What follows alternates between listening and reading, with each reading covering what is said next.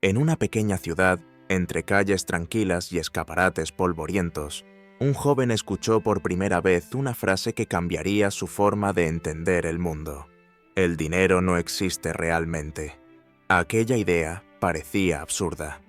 Si no existe, ¿qué es entonces lo que sostiene todo el sistema?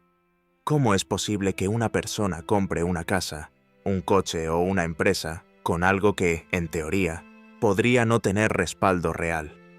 El muchacho no era economista ni experto en finanzas, pero aquella duda lo llevó a indagar más, y pronto descubrió una palabra que sonaba tan antigua como misteriosa: banca fraccionaria. ¿Qué significaba eso exactamente? ¿Y por qué casi nadie hablaba de ello? La explicación, aunque aparentemente sencilla, escondía una trampa elegante. En la banca tradicional, uno podría pensar que cuando deposita su dinero en una cuenta, ese dinero queda guardado, esperando a ser retirado.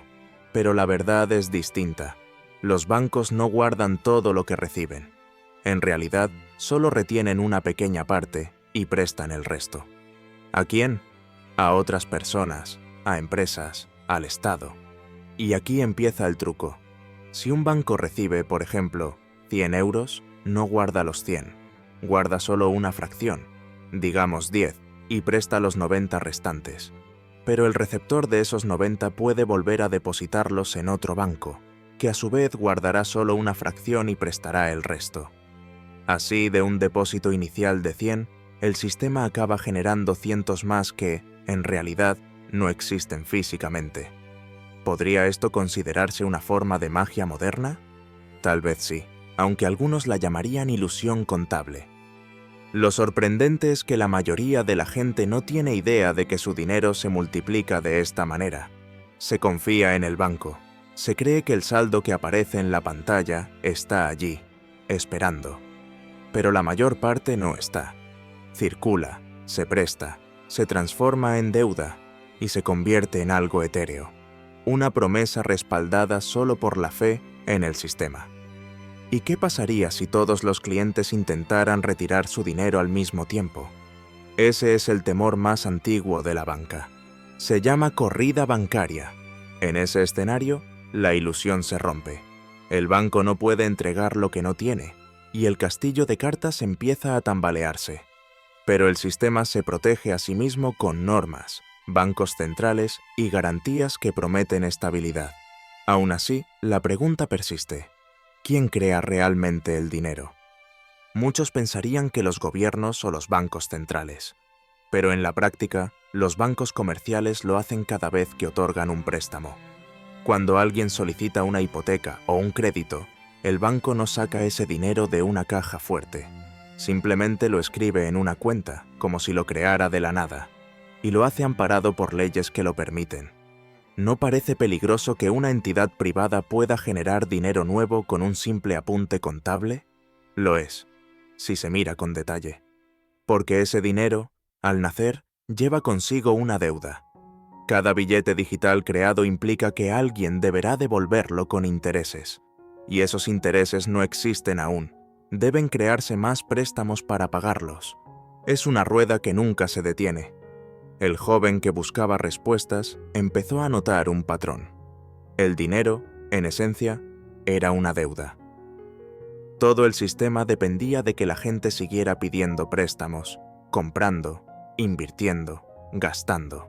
Si la rueda se detenía, el sistema colapsaba. ¿Era eso sostenible? Para entenderlo mejor, decidió observar la historia. Hace siglos, los orfebres guardaban el oro de las personas en bóvedas y entregaban recibos que representaban ese oro. Con el tiempo, descubrieron que la mayoría de los depositantes no retiraba su oro al mismo tiempo, así que empezaron a prestar parte de lo que custodiaban. Y así, sin darse cuenta, inventaron la banca moderna. El oro se convirtió en papel y el papel en confianza. Pero la confianza, como todo, puede quebrarse. Durante las crisis financieras, el velo se levanta y se revela la fragilidad del sistema. Las promesas dejan de cumplirse y los números en las pantallas pierden valor real. Entonces surge otra pregunta: Si el dinero puede desaparecer con tanta facilidad, ¿qué es lo que realmente tiene valor? Algunos dirían que los recursos naturales, otros que el trabajo humano o la innovación. Sin embargo, mientras el sistema siga basado en deuda, todo estará atado a la creación de dinero artificial. Y ese dinero no se crea para equilibrar la riqueza, sino para concentrarla. ¿Podría el sistema funcionar de otro modo? Sí, pero eso implicaría cambiar la manera en que entendemos el valor y la propiedad. Significaría que el dinero tendría que dejar de ser un producto de deuda y pasar a ser una representación de bienes reales, algo que muchos economistas consideran utópico.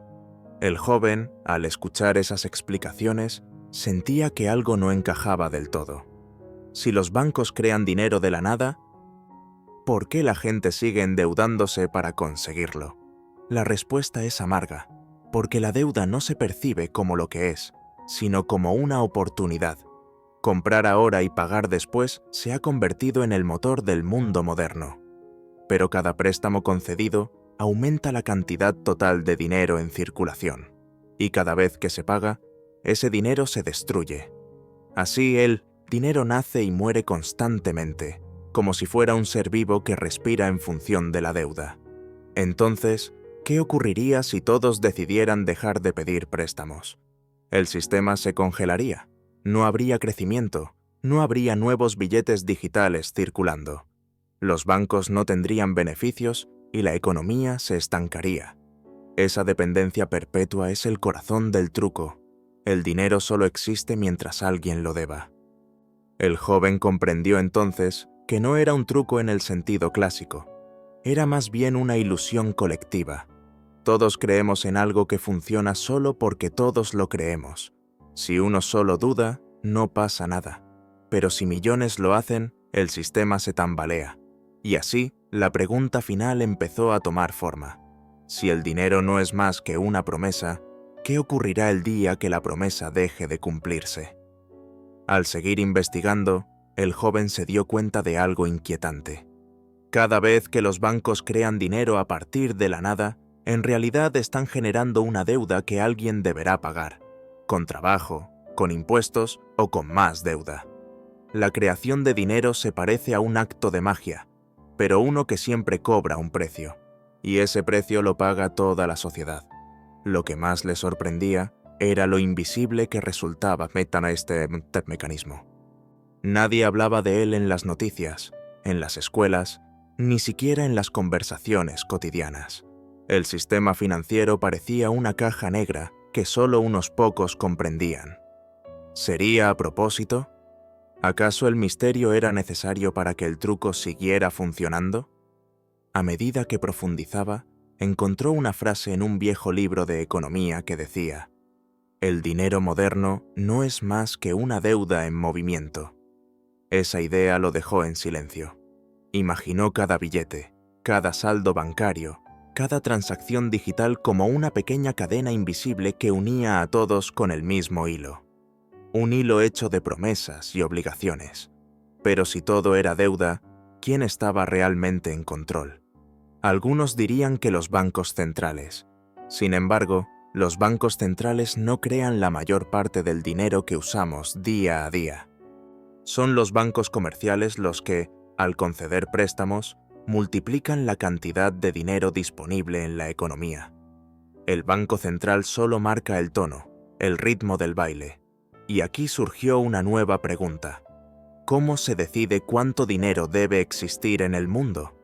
No hay un número fijo. Depende de cuánta deuda se cree. Cuantos más préstamos se conceden, más dinero circula. Y cuando se reducen los créditos, el dinero desaparece. Es como un acordeón que se expande y se contrae, a veces con armonía, a veces con caos. El joven comenzó a sospechar que el sistema no estaba diseñado para ser comprendido por la mayoría. Quizás porque, si todos lo entendieran, muchos dejarían de confiar en él. La fe en el dinero es como la fe en un ilusionista. Mientras nadie mire detrás del telón, la función continúa. ¿Pero qué ocurre detrás de este telón? Allí, en la trastienda del sistema financiero, el dinero se crea con un simple registro digital. No se imprime, no se fabrica. Se escribe en una pantalla, se aprueba un préstamo, y de pronto aparece dinero nuevo. Es una creación simbólica, respaldada únicamente por la promesa de que será devuelto. ¿No resulta extraño que algo tan fundamental como el dinero dependa tanto de la confianza? Y sin embargo, esa confianza lo sostiene todo: los mercados, los gobiernos, los empleos, las pensiones. Si esa fe se pierde, el sistema se desmorona como un castillo de arena. El joven empezó a recordar los grandes colapsos financieros de la historia: el crack del 29, la crisis del 2008, las burbujas que iban y venían. Todas tenían algo en común: la ilusión de abundancia seguida de la repentina escasez. Primero se crea dinero a un ritmo frenético, luego llega el pánico, los bancos cierran y el dinero desaparece, como si nunca hubiera existido. Eso lo llevó a otra pregunta inquietante: si el dinero puede aparecer y desaparecer así de fácil, ¿cómo sabemos cuánto vale realmente? La respuesta es que no lo sabemos con certeza. Su valor depende de la percepción colectiva, de la confianza en que mañana ese billete o ese saldo seguirán teniendo poder de compra. Es, en última instancia, una cuestión de fe. Durante siglos, las civilizaciones usaron el oro como medida de valor. Era tangible, escaso, difícil de falsificar. Pero el oro tenía un límite físico. No podía multiplicarse al ritmo que exigía una economía moderna. Por eso, se abandonó el patrón oro. Desde entonces, el dinero se volvió completamente fiduciario, es decir, basado en la confianza. Ya no representa nada físico, es solo una promesa. El joven comenzó a ver las consecuencias de eso en su vida cotidiana. Los precios suben, los salarios se estancan, la deuda pública crece sin cesar. Todo parece moverse en círculos, como si el sistema necesitara estar siempre al borde del colapso para seguir funcionando. Y entonces se preguntó: ¿por qué no podemos simplemente crear dinero sin generar deuda? Algunos economistas han planteado esa idea: dinero creado directamente por el Estado, sin pasar por los bancos. Un dinero que no naciera de un préstamo, sino del valor colectivo. Sin embargo, esa propuesta suele encontrar una fuerte resistencia, tal vez porque eliminaría el poder que los bancos tienen sobre la economía. El joven comprendió que el sistema bancario se comporta como un corazón artificial que bombea dinero en forma de deuda. Cada latido, cada préstamo, mantiene viva la economía. Pero si se detiene, si nadie pide prestado, el cuerpo económico se apaga. Y, paradójicamente, cuanto más late, más deuda genera. ¿No resulta contradictorio que la solución a una crisis provocada por el exceso de deuda sea crear más deuda? Así ocurrió en el pasado. En cada recesión, los bancos centrales bajan los tipos de interés para que la gente pida más préstamos, para que fluya el dinero. Pero eso solo retrasa el problema, lo empuja hacia adelante, acumulando una bola de nieve que crece con el tiempo. La gente común, mientras tanto, sigue creyendo que el dinero es algo sólido, que cuando recibe su salario, posee algo real. Pero en realidad, posee una promesa del sistema de que ese valor seguirá existiendo mañana. Si la promesa se rompe, lo que queda es solo un número vacío. El joven pensó en sus abuelos, que guardaban dinero debajo del colchón por miedo a los bancos. En su tiempo, aquello parecía una manía. Pero ahora empezaba a entenderlos. No confiaban en algo que no podían ver, tocar ni entender. Habían vivido crisis en las que el dinero desaparecía de un día para otro. Sin embargo, esconder el dinero no lo hace más real. En el fondo, el problema no está en los billetes ni en las monedas, sino en el propio concepto. Hemos confundido el símbolo con la realidad. El dinero no representa el valor, lo crea, y lo crea mediante deuda. ¿Podría existir una sociedad sin deuda? Esa idea lo obsesionó durante días. Imaginó un sistema en el que el dinero no naciera de préstamos, sino del intercambio justo de bienes y servicios. Un sistema donde la riqueza no dependiera del interés compuesto, ni de la especulación. Pero pronto comprendió que eso requeriría cambiar no solo las leyes, sino también la mentalidad de toda una civilización. La deuda, en cierto modo, se ha vuelto parte de nuestra identidad. La gente estudia a crédito, compra casas a crédito, gobiernos enteros funcionan a crédito. Vivimos en un mundo construido sobre promesas aplazadas. Y lo más irónico es que cuanto más nos endeudamos, más dinero existe. Así, el joven llegó a una conclusión inquietante. El dinero es una ilusión necesaria, una ficción compartida que nos permite organizarnos, comerciar, construir, pero también es una herramienta de control.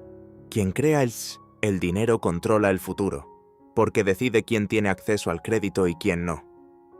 Esa fue la revelación que más lo marcó. No eran los billetes, ni los bancos, ni las leyes. Era la confianza, dirigida por quienes tienen el poder de crear la ilusión. Y esa ilusión, como toda magia, puede usarse para construir o para destruir. Con el paso del tiempo, el joven entendió que la pregunta no era si la banca fraccionaria era buena o mala, sino si estábamos dispuestos a seguir creyendo en un sistema que depende de la deuda perpetua. Porque mientras sigamos creyendo, el truco funcionará. Pero el día que dejemos de hacerlo, el dinero dejará de existir. Y entonces surgirá la duda final. Si el dinero no es real, ¿qué es lo que realmente vale en este mundo? Esa pregunta lo acompañó durante días enteros. Caminaba por las calles, observando a la gente pagar con sus tarjetas, sus teléfonos o sus relojes, y se preguntaba si alguno de ellos sabía realmente lo que estaba entregando. ¿Era dinero lo que circulaba o simples pulsos electrónicos dentro de un sistema invisible? Comenzó a notar algo curioso. Cuanto más avanzaba la tecnología, menos tangible se volvía el dinero. Las monedas desaparecían, los billetes se volvían raros y el dinero digital dominaba todo. Pero ese cambio, que parecía cómodo y moderno, escondía algo más profundo: la desaparición total de la materia del dinero. Si ya no existe físicamente, solo queda la confianza en los números que aparecen en la pantalla. ¿Y si un día esa pantalla mostrara un cero? ¿Qué podría hacer uno entonces? La idea parecía absurda, pero no era imposible. Bastaría un fallo informático, un ciberataque, una crisis financiera repentina. En cuestión de horas, millones podrían perderlo todo sin que hubiera forma de recuperarlo. El joven decidió entonces aprender más sobre el origen de los bancos. Descubrió que, al principio, no existía esa compleja estructura que hoy conocemos. Los banqueros eran simples custodios, guardaban el oro y daban recibos de depósito. Pero con el tiempo, entendieron que podían prestar ese oro con intereses. Fue entonces cuando el dinero comenzó a duplicarse, triplicarse, multiplicarse sin fin. Lo que empezó como un servicio se convirtió en un negocio, y lo que era una promesa de custodia se transformó en una herramienta de poder. La banca fraccionaria nació del deseo humano de aprovechar el descuido ajeno, de la idea de que no todos reclamarán lo suyo al mismo tiempo. Una idea astuta, pero peligrosa. Con el paso de los siglos, esa práctica se formalizó. Los gobiernos la aceptaron, los bancos centrales la regularon, y la gente aprendió a confiar. Pero el mecanismo seguía siendo el mismo: crear dinero a partir de la nada. El joven se preguntó entonces, ¿cómo puede algo tan fundamental para la sociedad basarse en un principio tan frágil? Si todo el sistema depende de la confianza, ¿no basta con perderla para que colapse? Y sin embargo, el sistema ha sobrevivido guerras, crisis y revoluciones. Tal vez porque, en el fondo, el ser humano necesita creer en algo. La fe en el dinero sustituyó a la fe en los dioses antiguos. Ahora no se reza por lluvia ni por cosechas, sino por estabilidad económica, por tipos de interés bajos, por inflación controlada. Los templos son los bancos, los altares son las pantallas de los mercados, y los sacerdotes son los economistas que traducen el lenguaje incomprensible de las finanzas. Pero, ¿qué ocurre cuando el templo empieza a agrietarse? ¿Qué pasa cuando la gente comienza a dudar del valor de su dinero? La historia está llena de ejemplos: hiperinflaciones, devaluaciones, colapsos monetarios. En cada caso, la confianza se desmoronó y con ella, el dinero perdió su poder. El joven leyó sobre Alemania en los años 20 del siglo pasado. Un pan costaba millones de marcos. La gente llevaba carretillas llenas de billetes para comprar lo más básico. El dinero había perdido sentido. Y lo más terrible era que, pese a tener tanto papel entre las manos, no tenían nada real. Entonces comprendió que el valor del dinero no reside en su cantidad, sino en la estabilidad de la fe colectiva. Si todos creen que vale, funciona. Si todos dudan, se desintegra. Y esa dependencia emocional lo hacía tan poderoso como peligroso. Una tarde, mientras hablaba con un viejo economista jubilado, le preguntó si alguna vez el sistema podría cambiar. El anciano lo miró con una sonrisa cansada y le dijo: «Cambiará, pero no porque queramos, sino porque deberá hacerlo. Ningún truco dura para siempre». Esa frase se le quedó grabada. Pensó en la posibilidad de un nuevo tipo de dinero, uno que no dependiera de la deuda ni de la confianza ciega. Algunos hablaban de criptomonedas, de sistemas descentralizados que prometían libertad frente a los bancos. Pero incluso allí descubrió que también había fe involucrada, fe en los algoritmos, en los mineros, en el código. El patrón no había cambiado, solo se había trasladado. Entonces se preguntó si acaso el dinero es una extensión de algo más profundo, la necesidad humana de medir, comparar y controlar. Porque el dinero no solo compra cosas, también mide el valor de las personas, las ideas y los sueños. Todo lo traduce en cifras, todo lo convierte en algo cuantificable. ¿Y si esa costumbre de medirlo todo fuera la verdadera trampa? Si el valor no puede medirse, si lo importante no tiene precio, ¿por qué lo aceptamos como si fuera natural? Quizás porque tememos al caos, a un mundo donde nada tenga referencia. El dinero es una brújula imperfecta, pero sin ella estaríamos perdidos. El joven pensó en las consecuencias psicológicas de ese sistema. Desde pequeños aprendemos que el dinero es sinónimo de éxito, seguridad y respeto. Pero si en realidad es una ilusión contable, ¿no estamos construyendo nuestras vidas sobre una mentira compartida? Esa reflexión lo llevó a observar a su alrededor. Empresarios que no duermen pensando en cifras, familias que discuten por facturas, gobiernos enteros esclavizados por deudas que nunca podrán pagar. Todos, de una u otra forma, atrapados en el mismo ciclo. Un ciclo que empezó con un apunte bancario y se convirtió en el motor del mundo. El dinero, comprendió, no es solo una herramienta, es una historia que nos contamos los unos a los otros. Una historia que tiene héroes, villanos y víctimas. Una historia en la que todos participamos, aunque no entendamos del todo las reglas.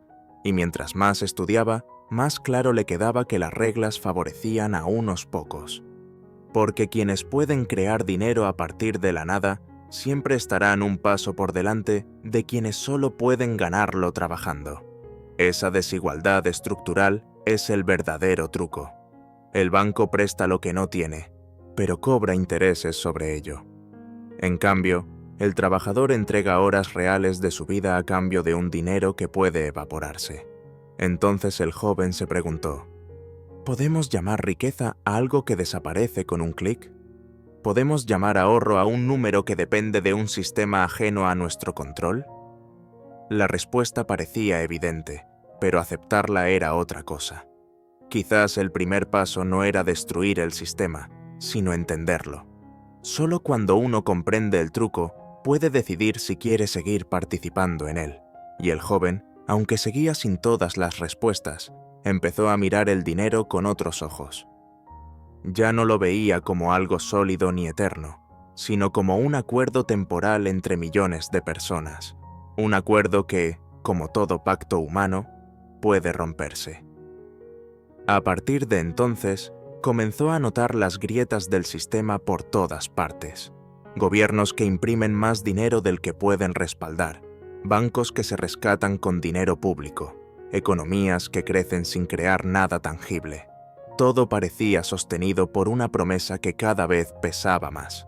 Y entonces, una nueva pregunta apareció en su mente. ¿Qué ocurrirá el día en que ya no se pueda sostener esa promesa? ¿Habrá una nueva forma de dinero? ¿O volveremos al trueque, a los bienes reales, al intercambio directo? Las respuestas aún no existían, pero intuía que el cambio sería inevitable, porque ningún sistema puede vivir eternamente del crédito sin algún día enfrentarse a la realidad. El dinero, pensó, es un espejo. Refleja lo que creemos que somos, lo que valoramos, lo que tememos perder. Y mientras siga existiendo la necesidad de creer en algo que nos dé seguridad, seguirá existiendo el truco. Pero algún día, alguien tendrá que revelar cómo se hace. Con el paso de los meses, aquel joven empezó a compartir sus descubrimientos con amigos y familiares. Al principio lo miraban con escepticismo, como si hablara de una teoría imposible. Pero cuando les explicaba que los bancos no guardaban todo el dinero que se les entregaba, sino que lo multiplicaban mediante préstamos, las caras cambiaban. Algunos se reían incrédulos, otros se quedaban en silencio, como si algo dentro de ellos hubiera hecho clic. Entonces surgían nuevas preguntas. Si los bancos crean dinero de la nada, ¿por qué hay pobreza? ¿Por qué hay países enteros endeudados si el dinero puede generarse con simples apuntes contables? La respuesta, aunque sencilla, resultaba incómoda, porque la creación de dinero no significa creación de riqueza real. El dinero puede surgir con una firma, pero la riqueza requiere trabajo, recursos, producción. Sin esos elementos, el dinero es solo aire con valor temporal. Por eso, cuando los bancos inyectan grandes cantidades de dinero sin que haya algo que lo respalde, los precios suben, los salarios pierden fuerza y la desigualdad crece. Es lo que llaman inflación, ese fenómeno silencioso que roba poder adquisitivo a quienes menos tienen. El joven comenzó a notar que, cuanto más estudiaba el sistema, más parecido le parecía a una pirámide. En la cima, unos pocos que crean y controlan el flujo del dinero. En la base, millones que trabajan para mantenerlo en movimiento. Y lo curioso era que todos dependían de la misma creencia compartida, que los billetes y las cifras digitales representan valor. Pero ¿qué pasaría si la base dejara de creer? Si un día la gente decidiera que no confía en el dinero, que no quiere jugar más al juego de la deuda perpetua, el sistema se desmoronaría en cuestión de días.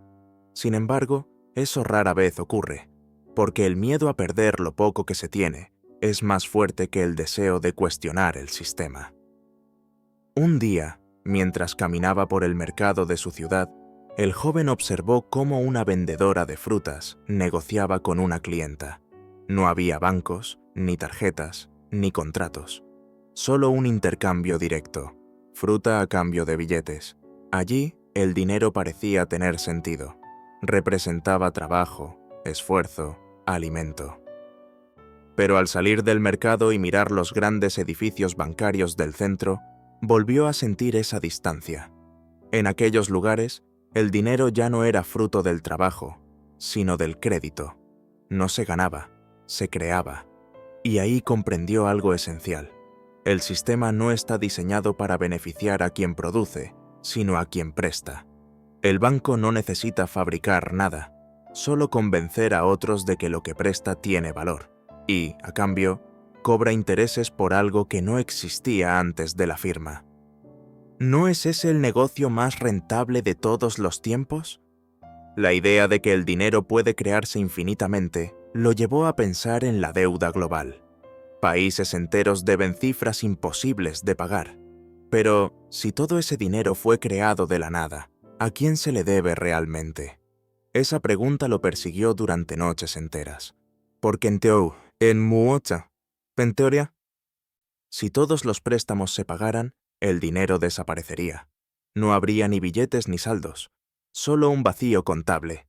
Y sin embargo, el sistema exige que las deudas crezcan para seguir vivo. Es como un fuego que necesita más leña constantemente. Si deja de consumir, se apaga. Por eso, los gobiernos incentivan el crédito, promueven el consumo y temen el ahorro. No porque quieran que la gente viva mejor, sino porque el dinero necesita moverse para existir. El joven empezó a entender que la economía moderna no se basa en la producción, sino en la circulación. El dinero que no se mueve es dinero que muere. Y así, todos estamos empujados a gastar, invertir o endeudarnos para mantener el flujo vivo. Es una danza que nunca termina. Pero ¿hasta cuándo puede continuar una danza así? ¿Puede el sistema expandirse eternamente sin tocar fondo? La historia sugiere que no. Toda burbuja, por más grande que sea, termina explotando. Y cuando eso sucede, la ilusión se rompe y la gente descubre que el dinero que creía tener nunca existió. El joven recordó las crisis recientes. Personas que perdieron sus casas, sus ahorros, sus negocios. Todo porque confiaron en un sistema que les vendió promesas. Y mientras millones sufrían, los bancos más grandes eran rescatados con dinero público. Era como si el truco tuviera un seguro invisible. Cuando falla, el costo lo pagan los demás. Esa injusticia despertó en él una mezcla de rabia y curiosidad. ¿Por qué aceptamos un sistema donde las pérdidas son colectivas y las ganancias privadas? La respuesta tal vez estaba en la complejidad del propio sistema. Cuanto más complicado es algo, más difícil es cuestionarlo. Y la banca moderna se ha vuelto tan técnica, tan llena de términos abstractos, que la mayoría prefiere no intentar entenderla. Pero detrás de esa complejidad se esconde algo muy simple: control. Control sobre el tiempo, el esfuerzo y el futuro de las personas. Porque quien controla el dinero, controla la dirección de la sociedad. Decide qué proyectos nacen, qué empresas crecen, qué gobiernos sobreviven. El joven pensó entonces en la educación. En las escuelas enseñan a sumar, a restar, a memorizar fechas y fórmulas. Pero casi nadie enseña cómo funciona el dinero, ni de dónde viene, ni por qué tiene valor. ¿No es curioso? Se enseña a trabajar para ganarlo, pero no a comprenderlo. Quizás porque un pueblo que entiende el dinero es un pueblo más difícil de manipular. Y el sistema necesita que la mayoría siga creyendo que el dinero es algo que simplemente se gana, no que se crea, no que se destruye, no que puede ser manipulado con un clic. El joven comenzó a escribir sus reflexiones, no como un economista, sino como alguien que intenta entender la naturaleza de lo invisible. Descubrió que la historia del dinero es también la historia de la confianza. Desde las conchas marinas hasta las criptomonedas, todo depende de un acuerdo colectivo sobre el valor. Entonces se preguntó, si el valor puede ser acordado, ¿podría cambiarse el acuerdo? ¿Podríamos crear un sistema más justo, donde el dinero no naciera de la deuda, sino del esfuerzo real? La idea lo entusiasmó, aunque sabía que era compleja. Pero cada cambio comienza con una pregunta, y él ya había hecho muchas. Con el tiempo, su curiosidad lo llevó a comprender algo más profundo. La banca fraccionaria no es un error, es una consecuencia. Es la forma en que una sociedad obsesionada con el crecimiento perpetuo logra seguir expandiéndose. No es un truco malicioso, sino un reflejo de nuestra propia mentalidad. Queremos más de lo que tenemos, incluso cuando no lo necesitamos. Y mientras esa mentalidad persista, el sistema seguirá existiendo. Porque el dinero no solo nace de la nada, nace del deseo de tener, de acumular, de sentir seguridad. Esa es la raíz de todo. El joven, ahora un poco más sabio, entendió que la pregunta final no era cómo funciona la banca fraccionaria, sino por qué aceptamos vivir bajo ella. Y la respuesta, aunque dolorosa, era clara. Porque preferimos una ilusión estable a una verdad incierta. Quizás pensó, el dinero no es el problema. Quizás el verdadero truco está en nosotros mismos. El hombre de la ventanilla cerró el libro de contabilidad con un golpe seco y miró a su compañero. Todo está cuadrado, dijo, aunque no tengamos ni una décima parte del dinero que dicen los papeles. Esa frase, quedó flotando en el aire, como un eco que no se desvanece. ¿Cómo podía cuadrar algo que en realidad no existía? Esa pregunta se repite desde hace siglos, y cada generación intenta darle sentido. Para entenderlo, hay que remontarse al principio de todo, cuando el dinero no era más que metal. Las monedas pesaban, brillaban y podían tocarse. Si alguien tenía oro o plata, era rico. Pero la historia cambió cuando la gente comenzó a dejar su oro en manos de quienes tenían cajas fuertes. Los primeros banqueros les daban una especie de recibo, una nota que representaba ese depósito. Poco a poco, la gente empezó a comerciar con esos papeles en lugar del metal, y aquí nació la primera ilusión. El valor dejó de estar en el oro y pasó al papel. En ese momento, algo increíble ocurrió. Los banqueros descubrieron que casi nadie pedía su oro al mismo tiempo. Entonces pensaron, si tengo 100 monedas guardadas y solo me piden 10, ¿por qué no prestar 90 más, aunque no sean mías? Así comenzó el truco más grande del mundo.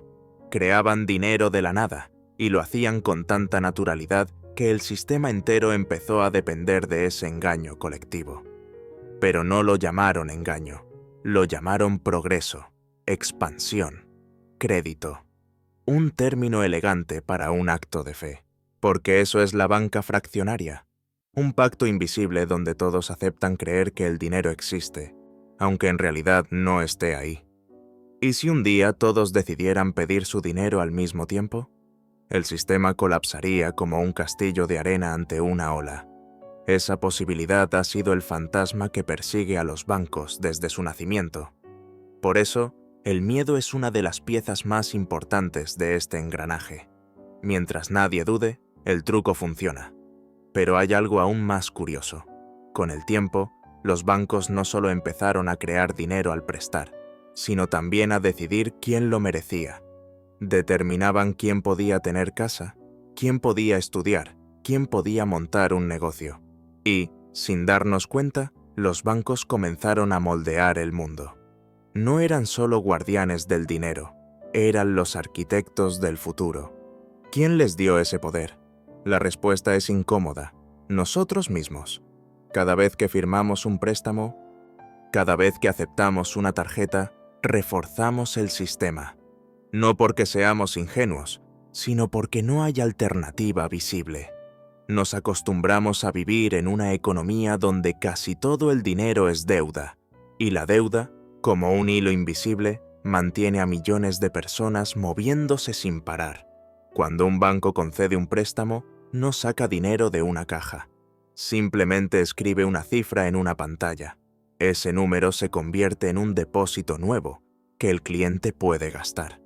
Pero ese dinero no existía antes de que se escribiera. Es una promesa respaldada por otra promesa. Así, de cada 100 unidades de dinero que circulan, más de 90 fueron creadas de esa manera. ¿Te das cuenta de lo que eso significa? La mayor parte del dinero del mundo nació de la nada. La pregunta siguiente surge sola. Si los bancos crean dinero al prestar, ¿por qué necesitamos pagarles intereses? La respuesta parece simple, pero es la raíz del problema. Los intereses no se crean junto con el dinero original. Por tanto, en el sistema siempre hay más deuda que dinero disponible para pagarla. Eso obliga a que constantemente se creen nuevos préstamos para que el ciclo continúe. Es como llenar un cubo con un agujero en el fondo. Si dejas de verter agua, se vacía. Y así, la economía moderna se convirtió en una carrera infinita.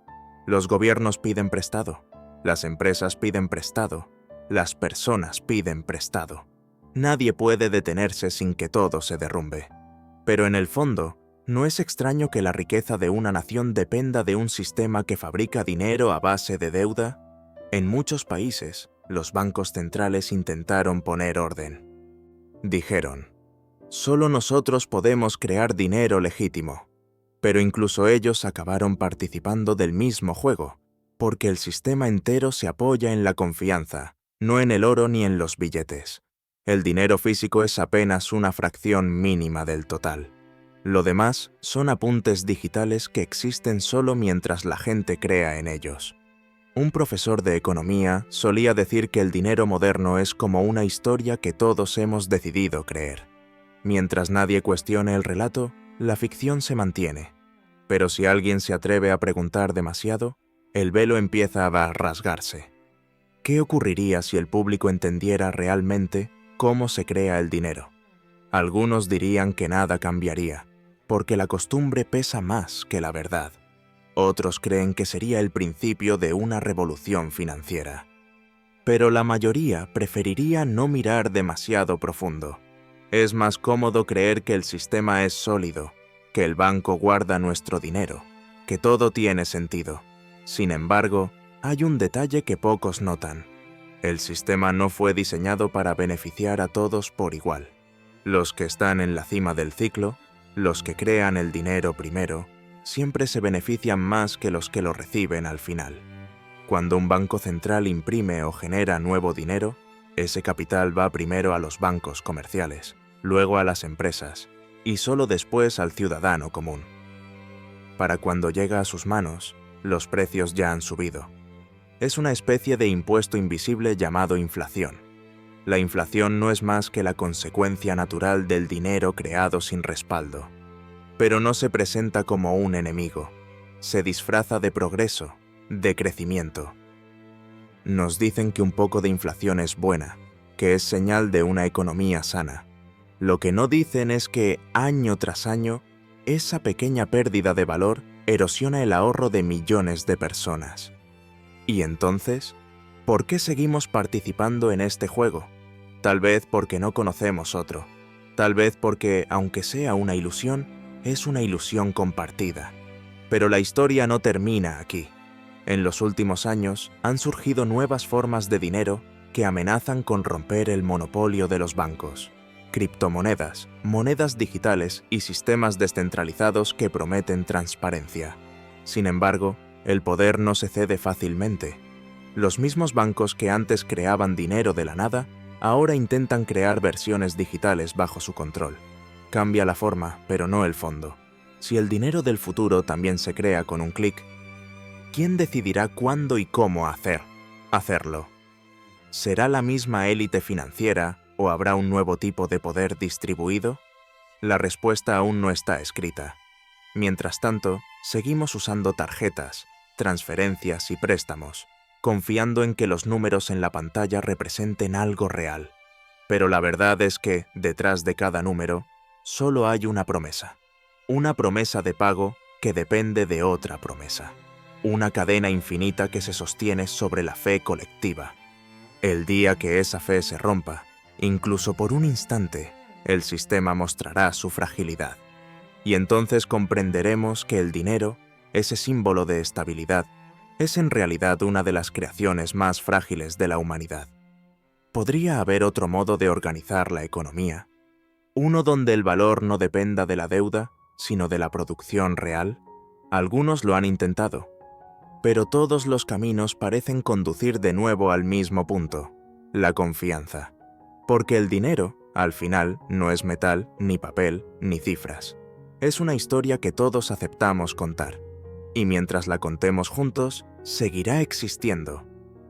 En una pequeña ciudad, un hombre guardaba bajo su colchón los ahorros de toda su vida. Lo hacía porque no confiaba en los bancos. Decía que prefería ver su dinero, tocarlo, sentir su peso. Sus vecinos lo consideraban un poco loco, pero él siempre respondía lo mismo. Al menos yo sé que lo que tengo existe. Lo curioso es que con el tiempo, muchos empezaron a pensar que aquel viejo tenía razón. El sistema financiero había crecido tanto que ya nadie entendía cómo funcionaba. Los bancos movían cifras inimaginables en cuestión de segundos. Los gobiernos imprimían billetes nuevos cada año. Y las deudas nacionales alcanzaban niveles impensables. Sin embargo, la gente seguía trabajando, comprando, pagando impuestos, como si nada pasara. ¿Por qué seguimos confiando en un sistema que se basa en promesas? La respuesta es más emocional que racional. Desde niños, nos enseñan que el dinero tiene valor. Lo usamos para medir casi todo: el éxito, el esfuerzo, incluso la felicidad. pero pocas veces nos detenemos a pensar qué es realmente ese dinero. El billete que guardas en tu cartera no tiene valor por sí mismo. Es solo un trozo de papel decorado. Lo que le da poder es la confianza que todos tenemos en él. Si mañana la gente decidiera no aceptarlo, dejaría de valer. Así de frágil es la estructura sobre la que se levanta toda la economía moderna. El truco de la banca fraccionaria funciona precisamente porque todos creemos en ese papel. Cuando depositas tu dinero, el banco no lo guarda entero, solo conserva una pequeña parte, una fracción. El resto lo presta, lo multiplica, lo convierte en nuevos números que se mueven por las cuentas de otras personas. Así, el dinero se reproduce sin necesidad de imprimirlo. Pero si todos los clientes fueran a retirar su dinero al mismo tiempo, el banco no podría devolvérselo. No porque haya robado, sino porque el dinero simplemente no está. Se ha transformado en préstamos, en intereses, en créditos circulando por el sistema. Entonces surge una pregunta inquietante. ¿Acaso vivimos en una ilusión contable? Los economistas lo llaman efecto multiplicador del dinero. Suena elegante, casi científico, pero en esencia es la idea de crear riqueza de la nada, apoyada en la confianza colectiva. Esa confianza, sin embargo, puede quebrarse con facilidad. Ha ocurrido muchas veces. En 1929, por ejemplo, cuando los bancos de Estados Unidos comenzaron a colapsar, la gente corrió a retirar sus ahorros. Las colas eran interminables. Algunos lograron recuperar algo, otros no. Fue un momento en el que la ilusión se rompió. Y lo que quedó fue el miedo. El miedo es el verdadero combustible de este sistema. Los bancos saben que si logran mantenerlo bajo control, pueden seguir operando sin problema. Por eso, cuando algo se tambalea, los gobiernos salen al rescate. Lo llaman estabilidad financiera, pero en realidad es una forma de evitar que la gente vea lo que hay detrás del telón. ¿Y qué hay detrás? Deudas. Deudas que se acumulan unas sobre otras, formando una montaña que crece cada día. Las familias deben dinero, las empresas deben dinero, los países deben dinero, y el dinero, irónicamente, solo existe porque alguien lo debe. Cada préstamo que se concede, cada tarjeta de crédito, cada hipoteca, son piezas de un engranaje diseñado para que el flujo nunca se detenga. Si se detiene, la máquina se apaga. Si la máquina se apaga, el sistema entero cae. Y aún así, seguimos creyendo. Seguimos firmando contratos, solicitando créditos, confiando en que los bancos sabrán lo que hacen. ¿Pero realmente lo saben? Cuando una entidad financiera presta dinero, lo hace con la expectativa de que el futuro será mejor, que quien pide prestado podrá devolverlo con intereses. Pero el futuro no siempre se comporta como esperamos. Las crisis aparecen, los mercados cambian, los precios suben. Y cuando eso pasa, los más vulnerables son siempre los mismos, los que están al final de la cadena. Los bancos, en cambio, suelen salir indemnes, porque cuando las cosas van mal, los gobiernos intervienen, imprimen más dinero, bajan los tipos de interés, reparten ayudas, y aunque parezca que lo hacen para proteger a los ciudadanos, en realidad protegen el sistema. Si lo piensas bien, es una paradoja. Las instituciones que crean dinero de la nada son también las que dictan cuánto vale ese dinero. Son juez y parte al mismo tiempo. ¿Puede un sistema así mantenerse para siempre? Quizás no, pero hasta ahora ha sobrevivido a todo. Guerras, crisis, revoluciones. Ha cambiado de forma, ha adoptado nuevas tecnologías, pero el principio sigue siendo el mismo: crear dinero sin respaldo, basado únicamente en la confianza. El mundo digital ha hecho que ese proceso sea todavía más abstracto. Hoy en día, casi todo el dinero existe en forma de datos, transferencias, pagos móviles, monedas electrónicas. Todo ocurre en segundos, sin billetes, sin monedas. Es una ilusión perfecta, más invisible que nunca. ¿Y si un día los servidores se apagan? Si una gran falla tecnológica borrara los registros bancarios, no habría billetes que recuperar, ni cofres que abrir. todo desaparecería como un espejismo. Esa idea parece apocalíptica, pero no está tan lejos de la realidad.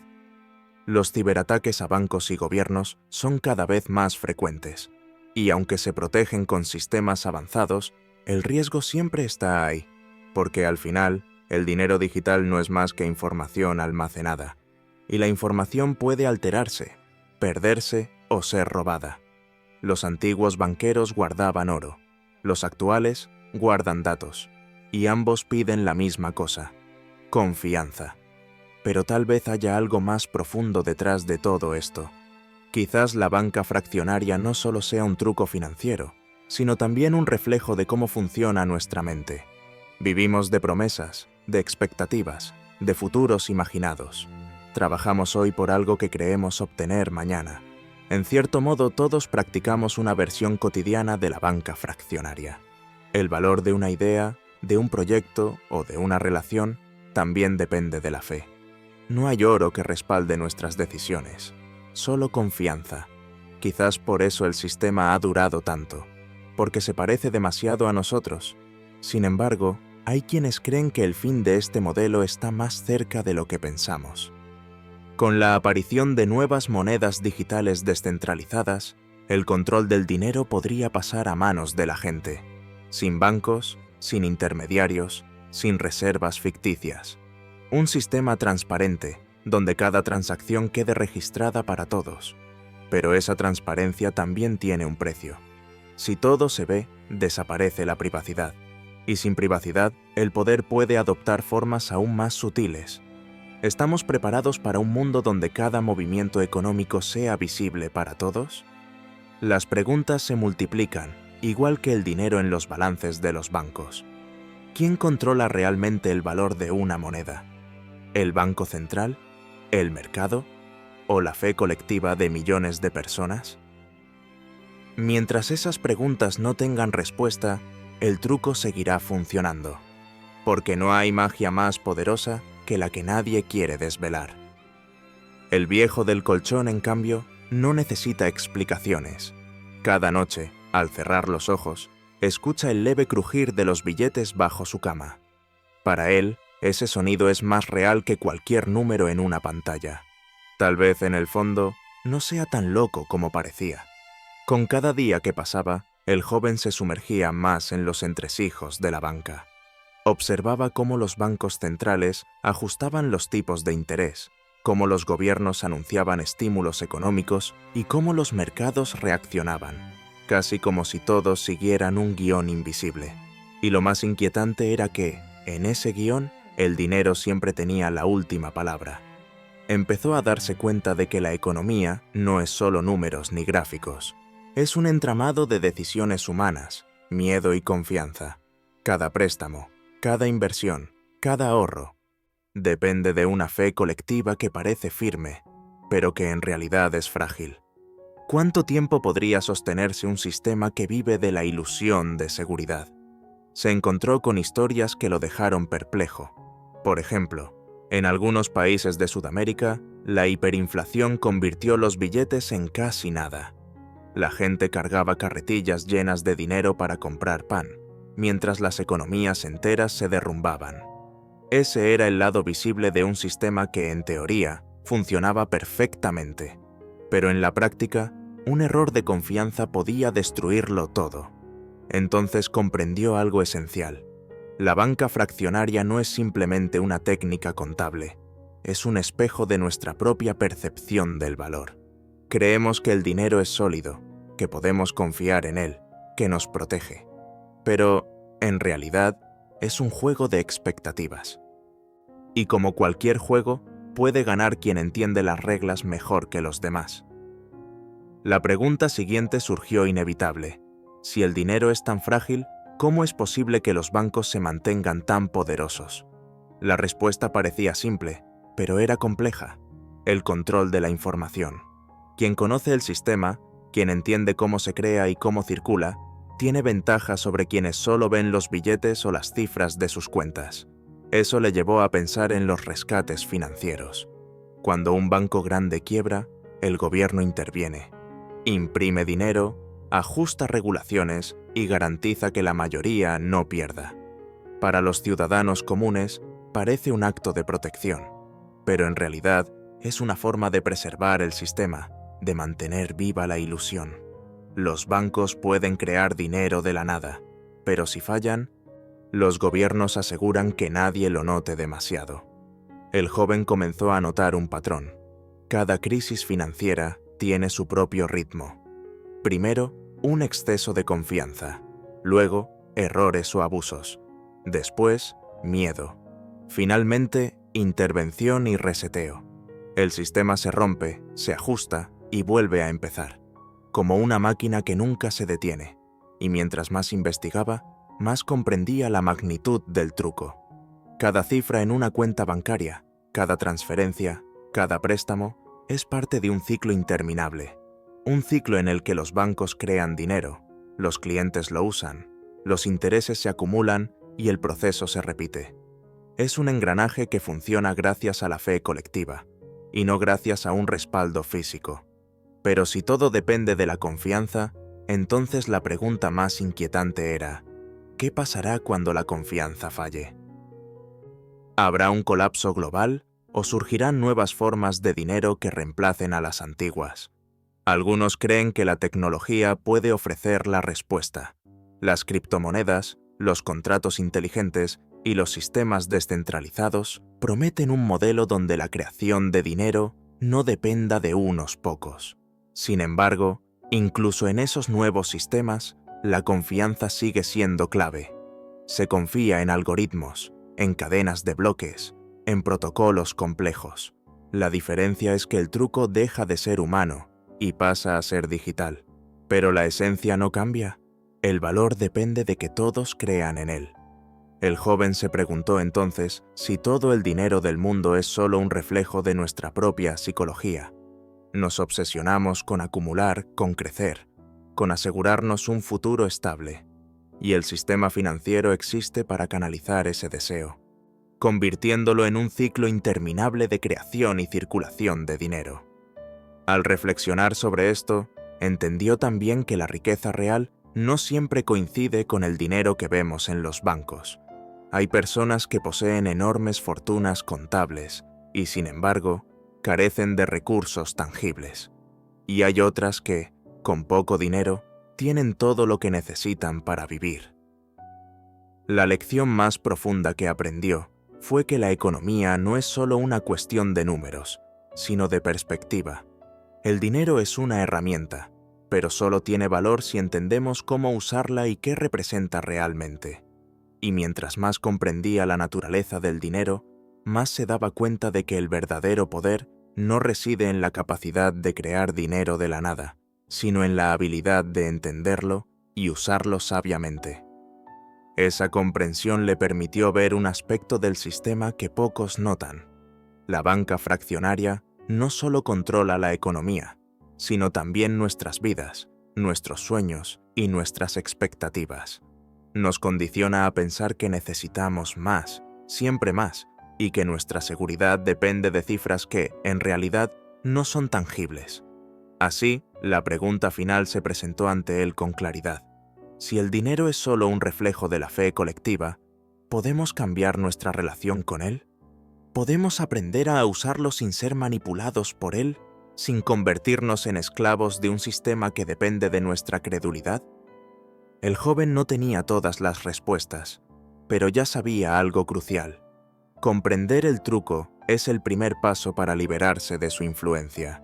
Mientras el mundo siga creyendo, el dinero seguirá existiendo.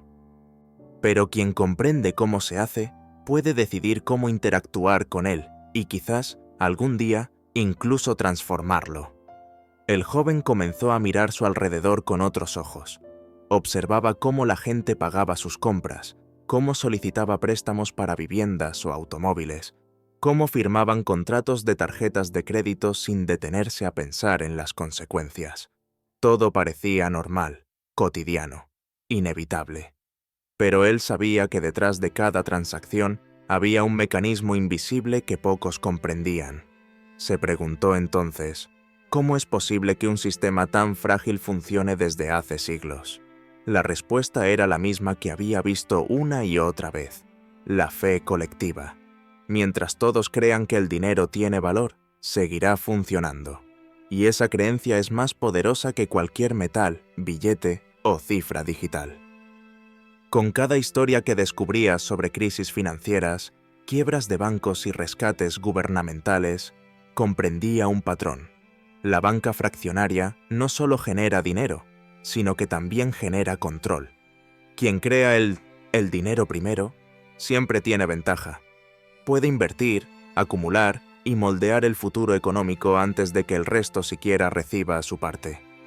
El joven comenzó a entender por qué el sistema parecía inquebrantable. No porque fuera justo o eficiente, sino porque todos dependemos de él para sobrevivir. Si se colapsara, el caos sería inmediato. Nadie podría pagar su vivienda, sus facturas, sus salarios. La dependencia crea obediencia silenciosa. Y ahí surgió otra pregunta inquietante. Si todos sabemos, al menos en parte, cómo funciona el truco, ¿por qué seguimos jugando? ¿Es miedo, comodidad o simple resignación? La respuesta parecía una mezcla de todo. La mayoría prefiere aceptar la ilusión porque desafiarla exige riesgos y conocimiento que pocos tienen. El joven también observó que la tecnología había hecho que el sistema fuera aún más abstracto. Hoy en día, casi todo el dinero es digital. Los bancos ya no guardan monedas ni billetes. Manejan cifras en servidores que solo existen como datos. Transferencias, pagos, préstamos. Todo ocurre con un clic, en milésimas de segundo. La ilusión de valor se ha vuelto aún más perfecta, invisible, intocable. Sin embargo, esa invisibilidad trae nuevos riesgos. Si un servidor falla, si ocurre un ciberataque masivo, si un sistema colapsa, el dinero puede desaparecer en un instante. Y aunque los bancos y gobiernos dicen que todo está asegurado, la verdad es que la confianza, una vez rota, no se puede recuperar fácilmente. Aún así, la mayoría sigue confiando. Firmamos contratos, aceptamos términos y condiciones que no leemos, solicitamos créditos que no entendemos por completo. Lo hacemos porque creemos que el sistema es sólido, que los bancos saben lo que hacen y que el dinero que tenemos representa algo real. El joven empezó a notar algo más profundo. La banca fraccionaria no solo mueve dinero, sino que también moldea nuestro comportamiento. Nos impulsa a consumir, a endeudarnos, a invertir. Nos condiciona a vivir en función de cifras que no son tangibles. Nos enseña a medir nuestra seguridad y éxito por el dinero que tenemos, y no por nuestra capacidad de generar valor real. Se preguntó si alguna vez podríamos imaginar un sistema distinto, uno donde el dinero no se creara de la nada, sino que se basara en recursos reales y producción tangible. Un sistema en el que la riqueza estuviera más conectada con la vida real y menos con la ilusión de los apuntes contables. Al investigar las nuevas tecnologías, vio que algunas personas ya intentaban eso. Las criptomonedas, las monedas digitales descentralizadas, prometen transparencia y control distribuido. Pero incluso allí, la confianza sigue siendo la clave. No hay oro ni billetes, solo registros digitales que funcionan mientras todos crean en ellos. La esencia del truco no ha cambiado, solo ha cambiado la forma. El joven reflexionó sobre el poder real que da el conocimiento. Comprender cómo funciona la banca fraccionaria no solo explica la economía, sino que permite tomar decisiones más conscientes. Permite ver la diferencia entre dinero que representa riqueza real y dinero que solo es promesa. Y esa diferencia puede cambiar la manera en que vivimos, trabajamos y consumimos. Se dio cuenta de que el dinero, en última instancia, es un reflejo de nuestra propia psicología. Nos obsesionamos con acumular, con crecer, con sentirnos seguros. El sistema financiero simplemente canaliza esos deseos en un ciclo interminable de creación y circulación de dinero. Mientras todos queramos más, la máquina seguirá girando. Y mientras más entendía, más veía que el verdadero poder no reside en crear dinero de la nada, sino en comprenderlo. Quien entiende el sistema puede decidir cómo usarlo, cómo protegerse y cómo sacar ventaja sin depender solo de la ilusión.